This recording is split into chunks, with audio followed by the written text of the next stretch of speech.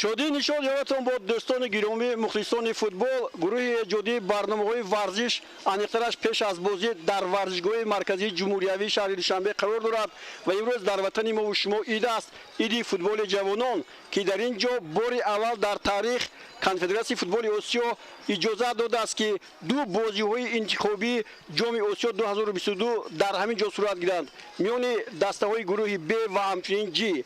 امروز تقریبا می‌بینیم دسته‌های زیاد به اینجا آمدند و نوکک علاقه بازی در گروه B میان دسته‌های ایران و نپال به انجام رسید که در آن فوتبال بازی ایران با پیروزی نایل شدند. ما باشیم درباره دسته منتخب تاجیکستان حرف بزنیم، زیرا مقصد همه ما و شما هم بینندگان عزیز ما و هم ما صعود دسته منتخب جوانان تاجیکستان با بازی‌های نهایی جام آسیا میباشد. از همین خاطر در برنامه پیش از بازی ما یک نفر کارشناس خیلی معروف تاجیکستان را دعوت کردیم، انور میرزویف. چرا کارشناس معروف تاجیکستان؟ زیرا انور میرزویف سالهای زیاد با دسته‌های منتخب جوانان و نورسان تاجیکستان کار کردند و دسته منتخب نورسان تاجیکستان با جام جهان رفته است. خوش آمدید به برنامه ما و خود برپا شدن دو بازی‌های گروهی آسیا در تاجیکستان این علاقه خودش ایده است. سلامت باشید احمد، برای که من دعوت کردید و من هم می‌خواستم گویم که تبریک گویم مخلصان تاجیک رو برای آغاز همین مسابقه بین‌المللی که در تاجیکستان شده می‌گذارند. یعنی که این باز یک بار نشون میده که تاجیکستان برای گذراندن همین مسابقه بین‌المللی تیار است و من فکر دارم که در بازی‌هایی که در این ورزشگاه میشوند و مخلصانی که برای ورزشگاه اومد تماشا میکنن بسیار خرسند میشن از این بازی. در حقیقت همین طور هم هست دوستان گرامی. سالهای زیاد شما امروز در اینجا مطرح میشود و من خوب میدونم که شما میخواهید که امروز در هیئت دسته منتخب تاجیکستان کیها به میدان اومدند، خوب در دست زیما علاقه هیئت دسته ها هستند. امروز خوشبختانه شاروخ قرغیزباєв که از آن چند پیشتر خبر دادیم که با جرم کارت زرد در بازی امروزه اشتراک نمیکند، نه او اشتراک میکند و در میدان است و تحت رقم 16 امروز هنرنمایی میکند.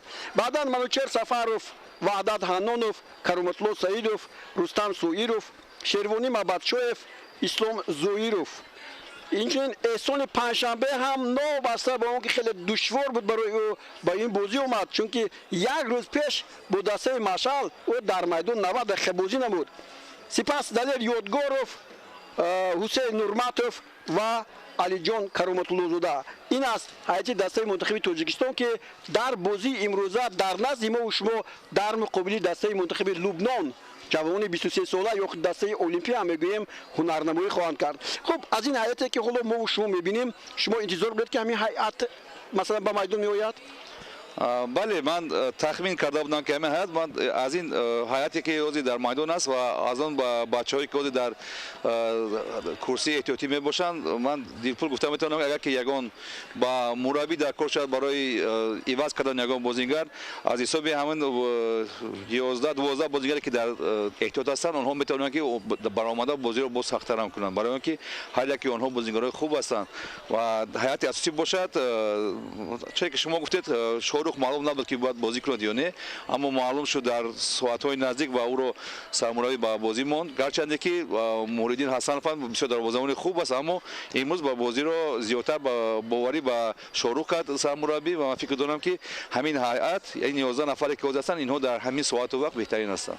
در حقیقت درست است دوستان گرامی، نسبت به بازی که دسته منتخب تاجیکستان با اندونزیا در همین میدان گذرانید و با حساب 1-2 مغلوب شد. امروز تغییرات سه تا هست. این اولا شاروخ قرغیزباєв، احسان پنجشنبه و همچنین اینجا علی جان کرامتالله زاده. با فکر شما با عوض شدن آنها چی تغییر می‌یابد در بازی با دسته ما؟ مثلا در طرز نمیدونم طرحی بازی است یا که سبک بازی، اسلوبی بازی؟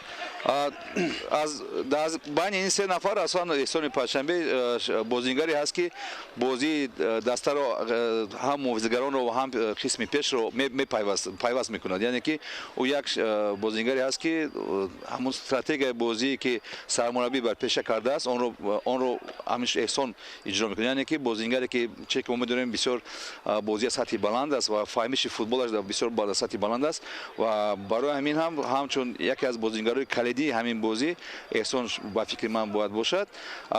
در مسئله شروع قرقیزبای باشد، من فکر دارم که سرمربی از حساب بازی‌های آخری که او در تیم استقلال بازی کرده بود از حساب همین او را در بازی ماند، برای که در اون بازی‌ها بسیار خوب بازی کرده بود، نرمایی کرده بود. من خبر دارم که علی جان کرمزاده در بازی با اندونزیا کانتر جراحی داشت و برای همین هم سرمربی او را احتیاط کرد برای بازی‌های در کره، بازی‌هایی که بسیار حال کننده هستند با مثل بازی با لبنان و برای همین هم در این بازی کرمزاده علی جان برآمد و فکر دارم که این سه نفر بازیگران هستند که باید تقدیر همین بازی رو حل کنند. به هر حال شما درباره احسان پنجشنبه خیلی خوب گفتید. احسان پنجشنبه پیش از اون که به این بازی اوید حتی وقتی دمگیری یا خود استراحت هم گویم نداشت، خطا نمیکنیم، چون یک بازی با مشعل بود، از این پیشتر یک بازی دیگر که در نیمه دوم در اومد در چمپیونات ازبکستان و بعد به اینجا اومد. فکر میکنید که خلل نمیرسد اون که او مونده هست و شاید از دیگران خفه ماند؟ نه، من احسان رو بسیار خوب میدونم و شخصی هست که اگر که در میدان برآمد باید تمام هنر خود رو نشون، تمام قوت خود رو صرف میکنه که برای دسته یاری رسونه و من فکر دارم که بودن احسان برای بچه‌ها یک روحیت دیگر میتید، برای اینکه از همون سه نفر لیگانی که باید اومدن بازی میکردن دو نفرش ناامد، چه که شما خبر دارید از حسابی که در دسته هاشون ویار نموندن، اما احسان بسیار خواهش کلان داشت که در این بازی اومده اشتراک کرد و برای همین نوبهار او رو جواب داد و او اومد و در دین من خبر دادم که او دیروز رسید و باشگاه و تیار دیده است. من فکر دارم که در این بازی برای بودن او برای بچه‌ها بسیار مهم است، برای اینکه او یک از بازیگران هست که چه که روسی میگن لیدر، شخصی که بازی رو میکند، شخصی که تقدیر بازی خودش میتونه و برای همین احسان هم بسیار ضرور بود که او اشتراک کنه و او این رو میدونست و برای درک کرده، برای همین آمده در این بازی اشتراک میکند و فکر دارم که شما هم شاهد میشه که در این بازی احسان رول احسان در این بازی شما حس میکنید برای تماشا. تشکر. اما نبودن شهرام سمیف و همچنین شیردین بابویف فکر میکنم که این یک شاید تلفات نباشد، جایگزین آنها هستند، ولی تو یک اندازه شهرام که در بازی‌های مثلا در بحرین دو بازی داشتیم با حساب 0-0، همچنین 2-2 نقش خود را گذاشت. در بازی که با ویتنام بازی کردیم در امارات متحده عرب 1-1 اونجا هم نقش داشت. اونهایی که امروز مثلا مربی با جای شهرام با جای شیردین بابویف مثلا بووری کرده است، تو کدام درجه تو کدام اندازه همون اصولی که اونها بازی کردند و مثلا در وقت‌های ضروری در خط پیش پای داشتن اجرا میکنند؟ میدونید سرمربی هر یک سرمربی بازیگران خود رو دارد، یعنی که همون بازیگران با هیئت دعوت میکنه که اونها همون استراتژی سرمربی رو میفهمند. در این حالت هم شهرام و هم شیردین در همون اصول بازی که مبینگاش میخواهد که دسته بازی کنند اونها بسیار اونها رو در دوام 2-3 سال از حساب همین دسته 19 ساله و دسته 20 ساله رو با مشق ترمیم ها اونها رو بسیار تیار کرده بود و اون ضرور بود که آنها در این مسابقه اشتراک میکردن، برای اینکه بازیگران کلیدی هستند. چون که ما خبر داریم شهرام سمیر در یکی از بازیگران اساسی در تیم 19 ساله جمهوری بود و در بسیار بازی ها مبینگاش با او باوری میکرد و افسوس که همون دسته هایی که در اونجا شهرام و شهیدین هنرنمایی میکنن اونها راضی نشدن که اونها جواب تیان و این برای ما یک تلفات هم هست، گفتن ممکن است. اما این بچه‌ای که در میدان هستند همون بچه‌ای که 11 نفر که هستند، از این بچه‌ها که من معاینه کردم با فکر من از کانتر همین اصول بازی رو دیگرتر میکنند مبین بر حسب نبودن همون دو نفر. اگر که اون دو نفر می بود همون اصول بازی ما ممکن دیگه خیلتر بود و من خبر داشتم دیگه خیلتر بازی میکنم، اما با فکرم امروز کانتر دیگه خیلتر آغاز میکنم و بعد ممکن است از حساب چخیل بازی روان میشود بعد باز اصول رو ممکن عوض کنند. چیز دیگری که از ما میپرسند طبعا شبکه‌های اجتماعی، چرا وقتی که شرطنامه با کلوب‌ها بسته میشود شما خود میدونید که در هیئت دسته‌های منتخب وقتی که بازی میشود بازیگران حتما جواب داده میشن او در شرطنامه این بازیگران پیش قدم ما ситораҳои мо ҳамин гуна ҷузъе набуд як ҷузъиёте набуд ки онҳо баргарданд ба дастаи мунтахаби мамлакат кӯмак расонанд. бале мувофиқи шаҳрномае ки ҳаст дастаҳо фақат дар рӯзҳое ки рӯзҳои федератсияи байналмилалӣ ҳаст дар ҳамон рӯзҳо фақат бозигаронро ҷавоб дода метавонанд.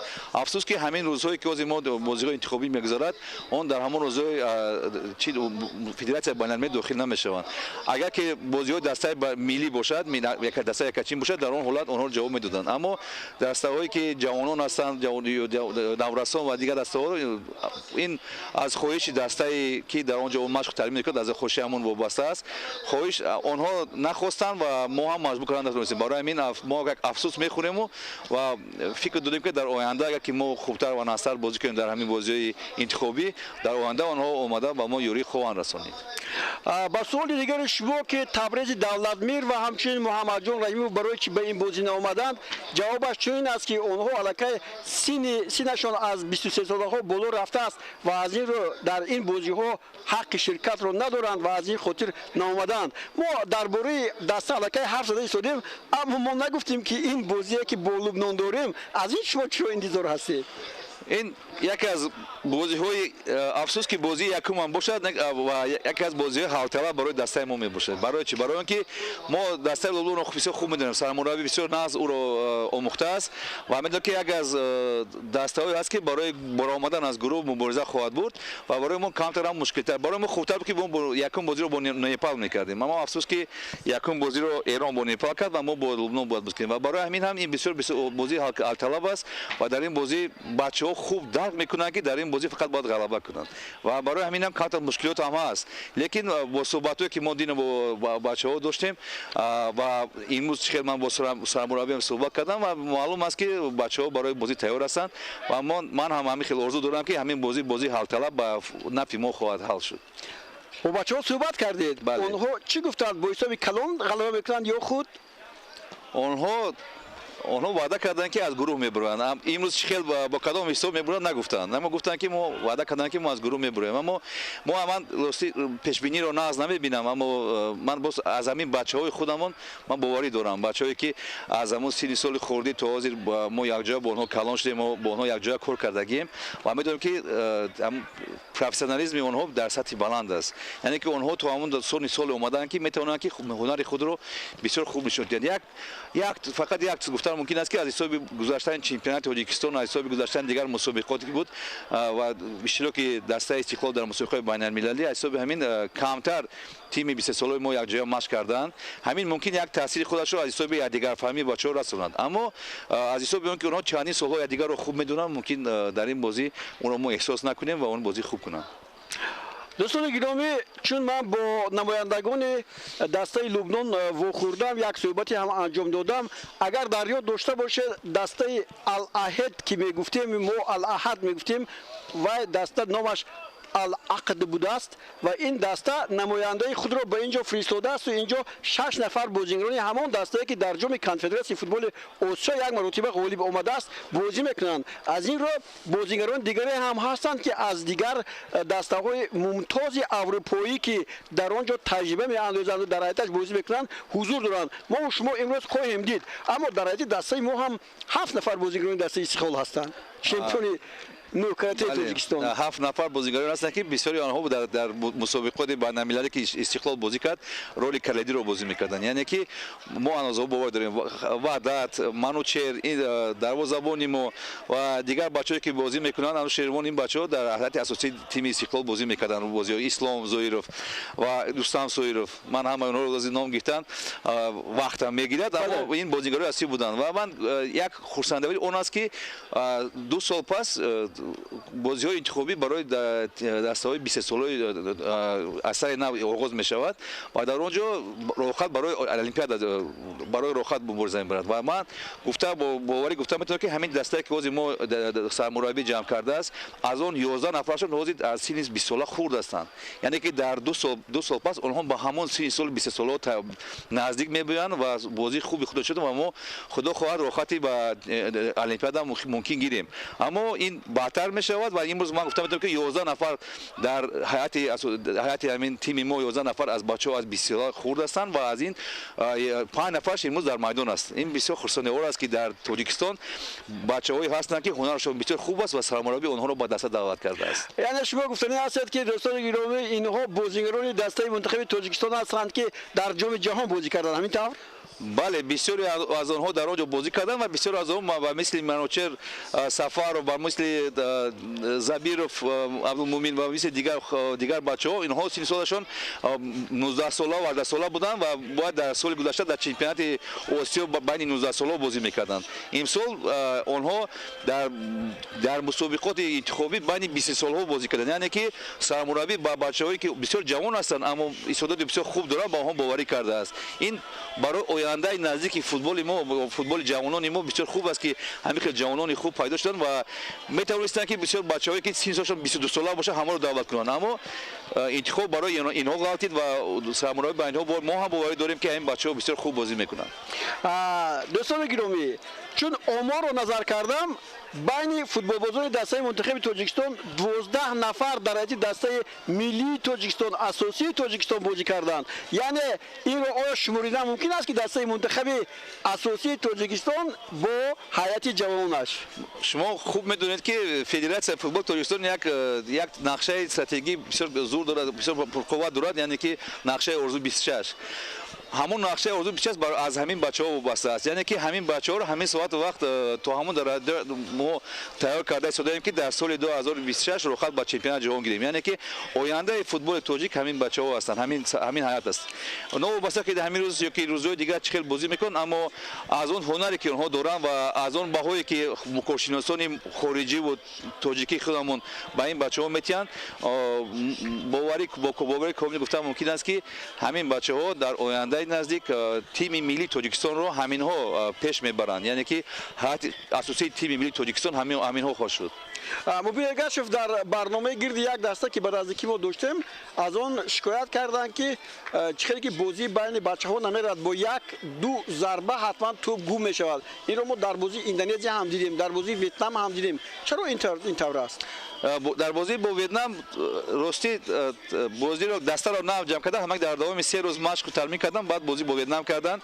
чандин вақт буд ки машқу тармин баъд аз моҳи агар хато накунам март дигар машқу тармин набуд байни ҳамин дастаи 20 соло ва ҳисоби мусобиқое ки ҳам дарунӣ ҳам беруна буданд ва он дастаро ҷамъ кардан 3 рӯз машқ кардан, бо Вьетнам бозӣ кардан. бисёр бозии на он қадар хуб буд. на Вьетнам нағз бозӣ кардан, дастаи мо нағз бозӣ кардан. бозии бо Индонезия ман тамошо кардам, гарчанде ки бозиро дар намоиш надоштанд, аммо ман бозӣ тамошо кардам. бозӣ бо зиёдтар мо ҳуҷум мекардем, мо бартари мо буд, аммо дар қисми дуюми вақте ки сармураббӣ хабардор шуд ки бозиро дар навор нест ва нишон наметиҳанд ва ба хулоса омад ки бозингарони ҳама бозингаронро санҷад, яъне ки дар ҳайат 25 нафар бозингар буд, аз онҳо бояд 3 нафарро бояд ҷавоб бояд медод ва барои ҳаминам ҳама дар қисми дуюми бозӣ якбора 5 нафарро иваз кард, баъд боз 3 нафарро иваз кард.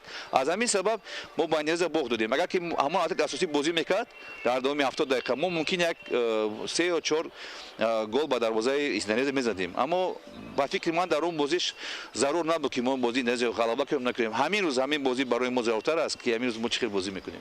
яъне шумо гуфтани ҳастед ки мо чӣ хел ки мегӯянд асоси бозии худро нишон надодем. яъне барои инам ҳоло бибинед ки масалан шумо нав гуфтед ки дар бораи бозиро нишон надодани телевизион ҳарф задед. ман аз дигар тараф мехоҳам шуморо пурсам, шумо ҳамчун мутахассис ҳастед, худтон футбол бозӣ кардед, оё дидани бозии як даста барои мутахассисоне ки ба ин ҷо меоянду дастаро омӯхтанӣ мешаванд ягон манфиате меорад ё ки не, ё бозӣ дигар мешавад? чунки бибинед дигар давлатҳо бозӣ мекунанд, бозиҳо кушода аст, ҳама мебиёнд бозӣ мекунанд, аммо мо дидем истиқлол намонд ки бозиҳо нишон дода шаванд. инҷо бозии Индонезия набуд пешниҳод карданаш. бале, ман бо боварӣ комил гуфта метавонам ки агар ки мутахассисони дастаи Австралия дар ҳамин бозӣ мебуданд ва ҳамин бозӣ тамошо мекарданд, барои Индонезия дар бозӣ бо дастаи Австралия бисёр мушкил мешуд. онҳо хоҳиш карданд ки бозӣ нишон надиҳанд. сармураббӣ мо он қадар чӣ надошт. мехост ки нишон диҳад барое ки ягон чиз махфӣ мо надорем. Ҳамун даста ҳаст, ҳамун 23 нафар бачаҳо ва ба ҳар як бозингар сармураббӣ боварӣ дорад ва барои ҳаминам вай бо дили пур гуфт ки ман чие ки шумо хоҳед. Майли агар Индонезия хоҳиш кард намоиш натиҳанд, аммо агар ки мутахассиси хуби футбол бошад, агар бозиро тамошо кунад, таҳлил кунад, метавонад ки дар бозӣ бо муқобили Индонезия, агар мутахассис худ Австралия ягон тактикаи дурустро нишон бозӣ кунад ки дастаи Индонезия ба бох дучор ояд. Барои ҳамин ҳам ба фикри ман Индонезия кори дуруст кард ки ҳамин бозиро дар навор нишон надоданд. خب ما طرح اینجا نظر کردم طرح 4-4-2 رو انتخاب کردیم. این تاکتیک دوست داشته مبین ارگاشف است. بله 4-4-2 بسیارتر بازی میکند. از حساب که اینجا اکمان یگانه کمتر مشکلی حسابی همون حمله‌آور مون میشد. یگانه رستم سویرف حمله‌آور تازه‌ای که زیادتر در قسم پیش بازی میکنه او است و اوزی من شیروانی مبارچف دوم حمله‌گری ما است. من اوزی 100% گفتم نمی‌دونم که شیروانی میشه یا که اسلام زویرف بیشتر برد. برای همینم ما کمتر منتظر میشیم، اما اگر که شیردین یا که شهرام میشد 100% این سخن شما توری بود و ما با تاکتیکای 4-4-2 بازی میکردیم. برای اینکه چندین مسابقه و چندین بازی رفیقانه همون دو نفر شهرام با رستم یک جا در پیش بازی میکردن و از حساب بازی خوبی آنها دیگر بچه‌ها بعد بیشتر زیادتر هجوم میکردن. خب من اینجا خیلی خوب نگاه میکنم. اینجا دسته منتخب لبنان با 5 محافظتگر بازی میکند. 5 محافظتگر اینجا حمله‌گران 2 نفر هستند و 3 نیم حمایتگر. یعنی این همون شکل و اسلوبی دسته استقرار رو پیشه خود کرده است. سرمربیشون هم جمال طه است، از لبنان است. من فکر کنم که یگان خارجی است نیست. میخواستم از شما بپرسم که امروز در گروه بی وقتی که ما با نپال بازی میکنیم، با ایران بازی میکنیم، قوی‌تر در اینجا ایران است یا لبنان؟ به فکر شما بازی ایران رو نه ما با شما تماشا کردیم. من بعد از بازی که ما تماشا کردیم و تحلیل کرده بودیم، من با دلی پر گفته میتونم که در این گروه از همه زیادتر و نزدیکتر و پرقوت‌تر این دسته ایران است. دسته لبنان و تاجیکستان پرقوت است. من گفتنی نیست که سست است، اما دسته لبنان یک از دسته است که میتونه که هم برای دسته ایران و هم برای دسته تاجیکستان خلل رسونه برای آسان برآمدن از گروه. برای همین هم در گروه ما چه که تماشا کرده دسته ایران گرچه که پرقوت هم باشد، اما بازی با دسته نپال در قسم اول بازی نتونسته که گل‌های زیاد بزنن با دسته نپال. یعنی که آنها هم بسیار حریفی اونقدر خوب نیستن. یعنی که آنها میتونن که در دوام بازی غم تیان نمونن که بچهای ما ناستر خوبتر بود که دسته نپال. اما لبنان دسته است که به فکرم در هم چمپیونات داخلی آنها بسیار پرقوت است و از حساب اون که بسیار بازیگران آنها در کلوب‌های دیگری خارجی بازی میکنند و در اونجا هنرنمایی میکنند. از حساب همین این دسته هم برای دسته ما کمتر مشکلی خواهد آورد. اما من فکر دارم که بازی باید نشان دهد که کی پرقوت‌تر است و ما در میدان خودمون باز داریم و ما در نزد مخلصان خودمون باید برآمد کنیم و برای همین هم من فکر دارم که بچه‌ها باید بازی خوب کنند و باید هنر خود رو در سطح بالا نشان دهند. 19 ساله ها ما ایران رو مغلوب کرده بودیم اگر در یادتون باشد و اینجا دیدم که چند بازیگرانی که اونجا بودند در همین دسته هم هستند. بله در 19 ساله رقم 3 و رقم 7 رقم 6 این بازیگرانی بودند که با دسته ما بازی کرده بودند. با دسته 19 ساله ما اون وقت ما غلبه کرده بودیم و در بازی رفیقانه و این همون قریب گفتم که همون حیات است. خیر چی گفتم میشه در ایران اهالی ایران 40 میلیون نفر از اونجا برای جدا نمودن بازیگران بهترین بین هر یک سن سال بسیار مشکلی ندارد. آنها بسیار فوتبال بازان سطح بلند خوب دارند و برای همین در اینجا معلوم است که همون 7-8 نفری که با ما 19 ساله بازی کرده بودند و دیگرش همشون بچه‌ای که سن سالشون کلانتر هستند و در چه که من خبرم در دسته‌های پرقوت ایران بازی میکنند و برای همین هم دسته ایران هم یکی از دسته‌های بسیار قوی در این گروه حساب میخورد. تشکر زیاد. بسیار صحبت خوب است. من میخوام هر چی که باشد دوام کردن کرد، اما بازی هم شروع میشد و نهایت من از مبین ارگاشف پرسیدم که اگر دسته از همین گروه با بازی‌های جام آسیا که در ازبکستان برگزار می‌گردد نباید چی است؟ اون گفتن که عیب است اگر ما از همین گروه از تاجیکستان با بازی‌های فینالی جام آسیا 2022 نرویم. شما چه عقیده دارید؟ عیب است؟ عیب این بسیار کلمه آسان گفت. من فکر دارم که آغاز فوتبال جوانان و نورسان ما در آسیا میاد در سطح بلند است. یعنی که ما از حساب اگر 17 سال در جای دوم باشیم در آسیا، از حساب 19 سال در جای پنجم هستیم. از حساب 20 سال هم ما در سطح بلند هستیم. و برای همین من فکر دارم که در ما اگر با باخت دوچار از گروه نبریم، این برای ما روسی یک کلمه دیگر هم استفاده برام نابخشیدنی است گفتن ممکن.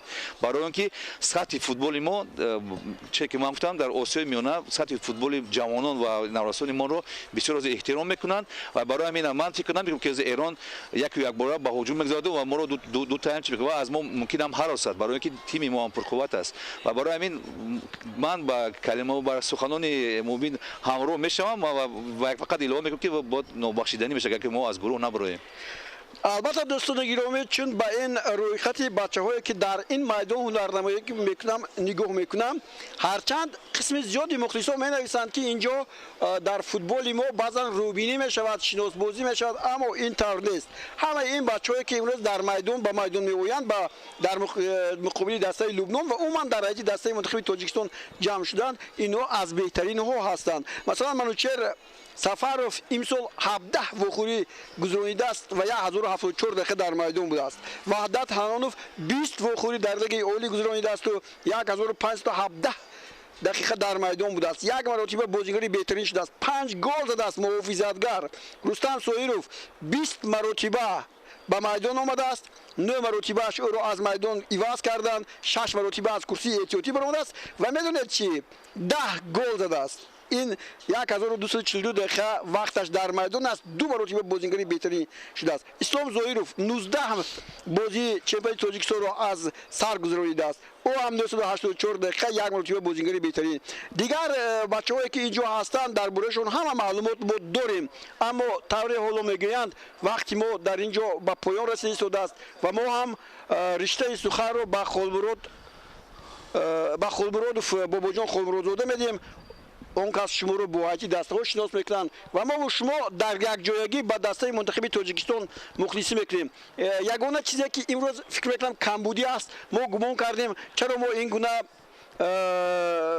میکروفون ها رو با خود آوردیم، به خاطر اون که امروز مثل بازی دسته با پرسپولیس و استقلال شما ما رو نمیشنوید، اما امروز مخلصان کمتر هستند. دوستان گرامی، در بازی های دیگری که با نپال است و با ایران است شما به میدان آیید تا که ما توانیم با این فوتبال بازان جوان 23 ساله خود کمک رسانیم تا آنها توانند که با بازی های نهایی جام آسیا روند. این مقصد ما است، آبروی نفوذ فوتبال ما است. همین طور نیست؟ بله من امروز هستم مخلصان رو دعوت میکنیم برای اینکه این خیلی مسابقات در تاجیکستان هر سال هم نمیشوند. برای همین این بهترین مسابقه در از 3 سال 20 این حساب کنیم که در سایه یکچینی هر یک دولت هست حساب کنیم درست میشود. برای همین هم مخلصان دعوت میکنیم و بچهای خودمون در این بازی موفقیت خواهیم.